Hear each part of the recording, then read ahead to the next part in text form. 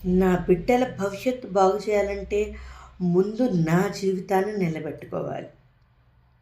వాళ్ళకి ఒక మార్గదర్శకురాలు అవ్వాలి. అందరికీ నమస్కారం అండి. అవనాశకి స్వాగతం, సుస్వాగతం. ఇది నేను ఒక కథలో, ఒక షార్ట్ స్టోరీలో రాసిన ఒక డైలాగ్ అనమాట. అంటే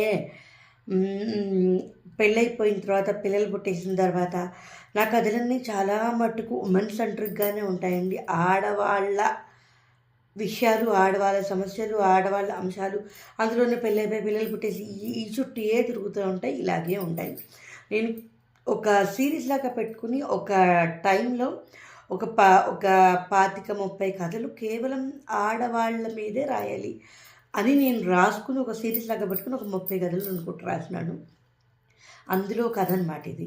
ఏంటంటే, ఇప్పుడు మనం ఎంత సాధించినా నువ్వు ఒకప్పుడు చేసావు కదా, ఇప్పుడేం కాదు కదా అని కూడా అంటూ ఉంటారు పిల్లలు. ఎందుకంటే మనకి అది మనం ఇంట్లో ఉండేదాన్ని బట్టి మనం ఎలా చెప్తామనే దాన్ని బట్టి, అమ్మకి ఏం తెలీదు, అమ్మ ఇంట్లోనే ఉంటుంది, అమ్మ వంట చేయడానికి తప్ప దేనికి పనికిరాదు, ఆ తర్వాత అమ్మకి ఏం తెలీదు, అమ్మకి ప్రపంచ జ్ఞానం లేదు, ఇలా చాలా చాలా చాలా చాలా వింటూ ఉంటాం కదా.